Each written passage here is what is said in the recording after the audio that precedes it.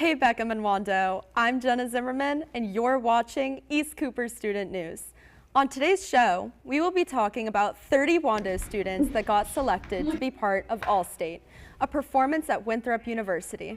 Plus, we will be comparing the best cars in town to a fellow student's car here at Wando.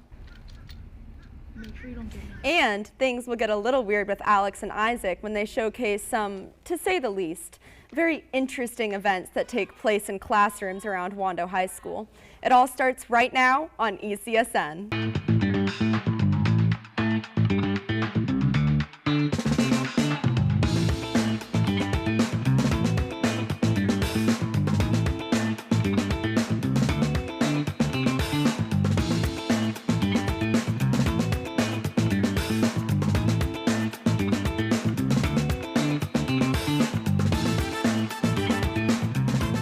Thanks for watching ECSN. I'm Jenna Zimmerman. February is Black History Month, which serves the purpose of enlightening people about important achievements that African Americans have made throughout history. ECSN reporter Emma Brooks joins us now with how one Wando group is trying to empower Black students. Earlier this month, Wando celebrated Black History Month by putting together an HBCU fair, which is where historically Black colleges and universities gave scholarship opportunities to interested students. Students from Wando, Beckham, and even Philip Simmons filled a rotunda for Wando's annual HBCU College Fair. HBCU stands for Historically Black Colleges and Universities. And earlier this month, several schools visited to meet with students in our area. Well, my goal here today is to provide awareness to not only HBCUs, but higher ed opportunities for students as far as education, the majors that we have at South Carolina State University, the internships, the studying abroad programs, and to give students a little bit more direction of what their life will look like after high school. Wando's Black Student Union named Curls organized the event. We basically strive to exemplify Black excellence and Black educational prowess throughout Wando, through our community service, multiple events, and the things that we do in this year to help the school. Curls stands for Culturally Unmatched, Resilient Legacy Students, and their goal is to empower Black students. One of the ways they're doing that is by organizing events like these. So we put on this event to highlight different historically Black colleges and universities throughout South Carolina and throughout different states as well, that would offer an opportunity for Black students and people of color and anybody really to experience the richness of Black culture beyond and education beyond just high school. Club representatives hope the HBCU Fair is just the first step in empowering Black students east of the Cooper River. For me, Curls has really made me very proud to be a Black American and very proud to be a Black student in South Carolina. Before, I didn't know what a Black student union was, and even when I moved here, I was just searching for a community to really just resonate with. And when I was introduced to Curls and officially became a member, it was just this whole new experience for me with Black culture and seeing so much Black excellence throughout the school and our community that I was just so unfamiliar with. So Curls really just ultimately become a lot more whole as a person. Thanks, Emma. It's that time of year when juniors are starting to think about potential colleges of interest for when they start the college application process next year. Over a week ago on February 6th, a variety of colleges visited Wando from the hours of 6 to 8 p.m. Juniors talked to college representatives who enlightened the students about everything their colleges have to offer. Here's ECSN reporter Peyton Walker with the details. Crowds shuffle around Main Street at Wando as the annual junior night looks to pair students with potential colleges. Around 50 colleges showed up for the event, trying to sell themselves to kids and parents as they started to look for the next step after high school. But as application season ends and finals begin, you might be wondering what you can do to get accepted. Ole Miss spokesperson Megan Keel says the biggest thing you can do is show them that you're willing to participate in their university and give back to the community. Atmosphere, and so there's lots of different opportunities to get plugged into different things, so it's not just like keep your head down and focus on one thing. This was a common theme for many of the colleges, including Belmont Abbey. Connor Jones says that most students believe that college is just a place to get a degree, but it's more than professors giving you assignments. About just like us giving you a bunch of things that we are expecting you to contribute to this campus as well.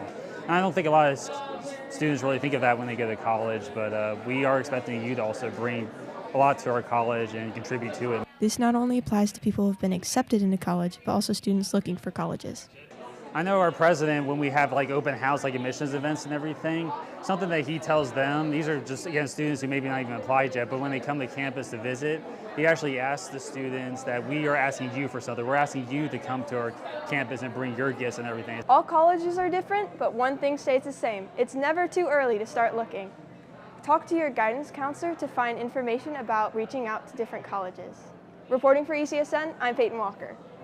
Thanks, Peyton. Since early January, Wando Choir students have been giving it their all, preparing for one of the biggest days of the year called All-State. It's a choir event that takes place at Winthrop University, where kids from around the state perform together and show off their skills. ECSN reporter Kelsey Arthur shed some more light on the topic.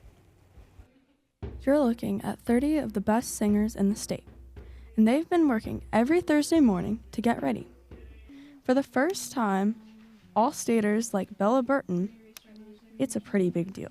When I made it into All-State, I was very excited and just filled with joy because I knew that all that hard work that I did to put in the hours of practice and like all that knowledge that went into it, it just all paid off in the end, and I'm really looking forward to the trip.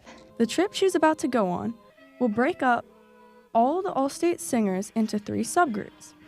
All the subgroups are run by different directors, and each group will sing 6 songs, and the entire show will have 18 songs in total. I'm just super excited for this experience, and I'm super grateful that I've gotten this opportunity and just to know that all that hard work has paid off, and I want to thank my directors too who have helped me get here, and they've just been amazing, and I can't wait. For some people, like senior Charlie Minister, this year will be his last year performing in All-State as part of the Wando Choir, and he is looking to finish his high school singing career on a high note, literally. This is one of the most fun things I've done just like in general in high school. It's a 3-day weekend. You go up, you sing for 3 days straight, and then you come back, and it's awesome. It is one of the most fun things I get to do, and I don't want to think about the fact that it's the last time I get to do it, and I'm going to college, and oh God, existential crisis. All-State will take place February 27th to March 1st. The students will rehearse their music with their sub-choirs and do workshops with their directors leading up to the final performance, which is March 1st at 3 p.m. at Winthrop. Admission is free. Reporting for ECSN, I'm Kelsey Arthur. Thanks, Kelsey. I know that the weather lately has been anything but hot, but we will be turning up the heat with another Hot One segment with our ECSN reporter, James Leonard. What's up, guys? I'm James Leonard, and this is Winging It, where we got some pretty mild questions and really freaking hot wings. Today's guest steps out of the spotlight and into our hot seat. He's a teacher, he's a director, and he's about to eat some really freaking hot wings. Wando Theater teacher Mr. Moser joins me now. My favorite show that I've been in was Rent, my senior year of college. It's like always been my dream show, and I got to play my dream role as Tom Collins. This is the classic garlic sauce.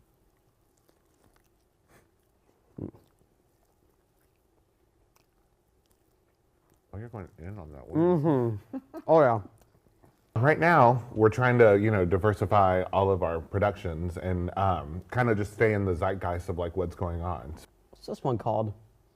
The barbacoa one, Los Calientes. Oh my God. That one is very good. Mm-hmm. I'm gonna add more. Really? Yeah, is that okay? Mm-hmm. Our last wing. All right. Let's do it. You ready? Yeah, here we go. All right.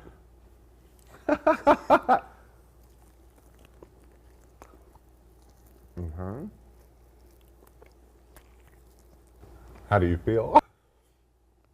How excited are you for Hadestown? So I'm really excited for people to not only just like sit and watch and get that out of it, because I think they'll resonate with it, but I'm really excited for like the technical stuff that we have planned. I think it's going to be a beautiful show.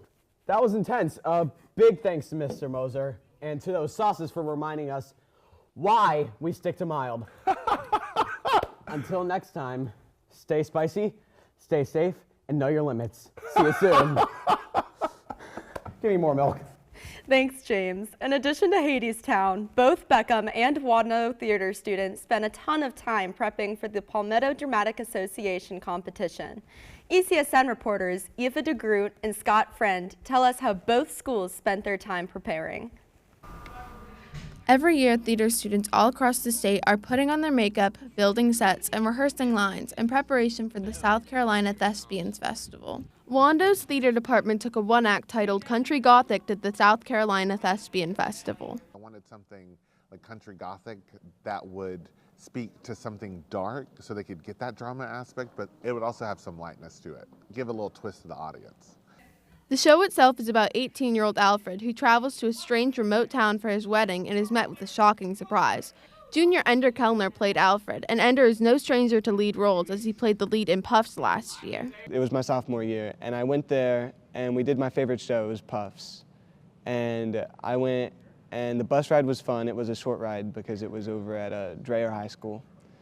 And I had a good time. Over at Beckham, a one-act titled No Room for a Picture on the Blank Wall took the stage. The program's theater director, Miss Goodman, decided on a show that not only entertains, but helps spread awareness for Alzheimer's. It is a beautiful story detailing the life of a man who's diagnosed with Alzheimer's and how it impacts not only him, but those around him.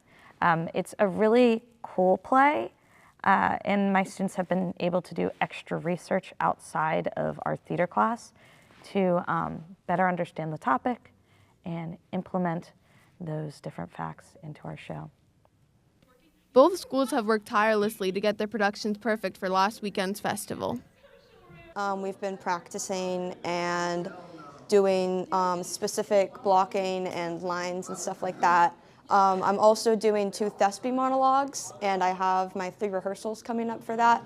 So I'm excited to do those, and it is my first time doing an individual Thespi, which is going to be fun. A little bit nervous, but I'm sure it'll go well. Thanks, y'all. Both schools had great showings at the competition. Beckham had at least 10 students earn a Superior Award, and Kaylin Cox even won a scholarship. Wando Theater students earned 18 total awards, including a Superior for one-act play. 3 students earned All-State in acting, and 3 students earned All-State in musical. Heading across town now, on February 22nd, law enforcement torch run officers held a fundraising event called Polar Plunge from at the Windjammer in IOP. Hundreds of the event, and officers raised $47,000 to help Special Olympic athletes. The ultimate goal here is to help people live healthy lives and give people a sense of inclusion within their community. This is going to be crazy hard because that water is crazy cold today. Thumbs up, yeah. Oh my, that was so frigid, but ah! We will be taking you on a journey through the weird and unexpected. Teachers at Wando work hard to bring unique experiences to the classroom in order to keep students' interest levels up. ECSN reporter Sam Sieverdes highlights some of the ways that a couple of teachers do just that. Over in Miss Krishan's wildlife biology classroom, you may find yourself looking at a slithery surprise. She's got 2 snakes in her classroom. Both snakes are native to South Carolina, and Miss Krishan says she's got the snakes as a rescue and decided to bring them to her classroom. The rescue spent time vetting him and making sure that he was healthy, and that's how he came to us. So he's a lucky, as far as snakes go, he's pretty lucky. From one side of the bee hallway to the next, you can find Mrs. Abriano teaching Spanish. But when you walk through her door at the beginning of class, you'll get greeted with a kazoo. Empieza la clase.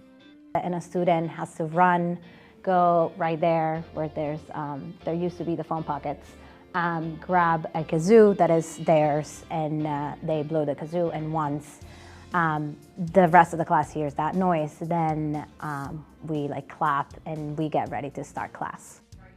Miss Abriano isn't the only one to keep her students engaged with fun and weird classroom traditions. Over at the Wando Chorus Room, you can find Associate Choir Director Mrs. Atwood playing Big Booty with her students. Mrs. Atwood says that the great game originated in a Christian summer camp and has been a great way for students to get to know each other and work on their rhythmic skills. Just have a good time. It also helps them keep a steady beat while they're saying the numbers of their classmates and trying to get them out. Wando teachers and their weird and fun traditions have been a vital part of their students' learning. As proven by the efforts of these teachers, they're able to create an unforgettable experience for struggling students and ones who are ready to learn. Reporting for ECSN, I'm Samuel Sieverdes. Thanks, Sam. Every Saturday in Town Center, Mount Pleasant has a car show called Cars and Coffee. The weekly event provides people with a chance to show off their wheels or just talk to people with similar interests. Each week, you'll have a chance to see some of the coolest cars in the entire Low Country. And while you'll see some of the coolest cars in Town Center every Saturday, you'll also have a chance to find the complete opposite if you take a walk around the Wando parking lot. ECSN reporter Addie Burnham gives us a tour of one of the biggest beaters in B-Lot. There are two kinds of people in this world. People who love cars and know everything about them, and people who only care to know the make and model.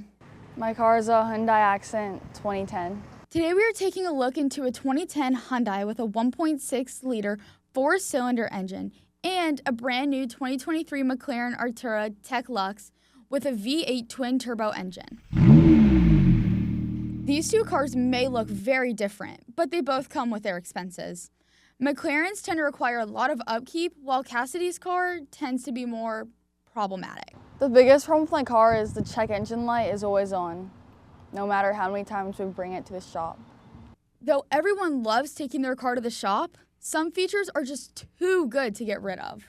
My favorite part about my car is the broken driver's side door because it doesn't open from the inside, so I have to roll my window down and open it from the outside. This vintage car feature is one thing you unfortunately can't find in a McLaren. Don't get too upset though. The McLaren does have one thing that a 2010 Hyundai doesn't include, a very hefty price tag of $160,000. I think my car is worth, without the dent and without the check engine light on, $4,000. For $4,000, you can go 0 to 60 in 13 seconds, or for $160,000, you can do it in just 3 seconds.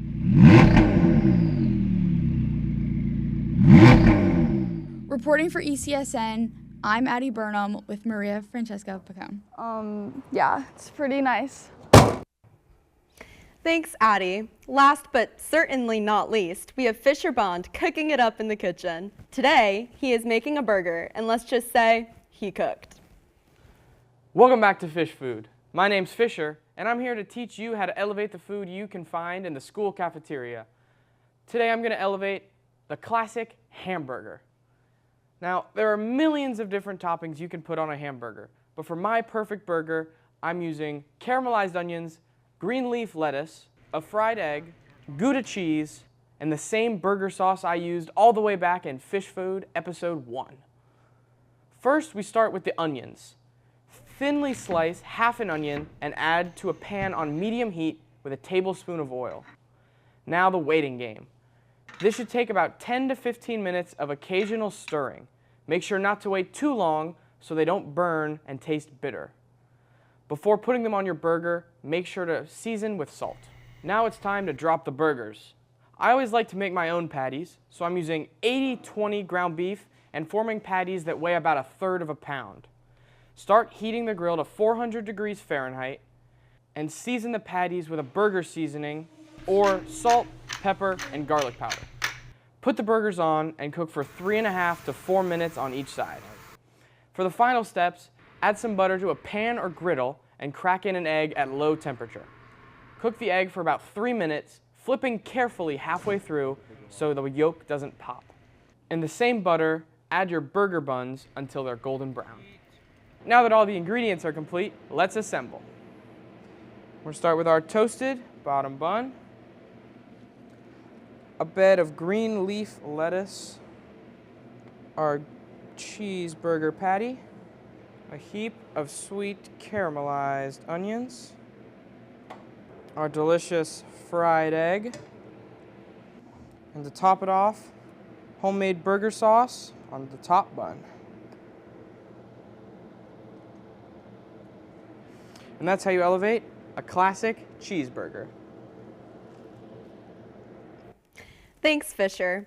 That's all we have for today's show. Thanks for watching. Signing off for ECSN, I'm Jenna Zimmerman. We'll see you next time on ECSN.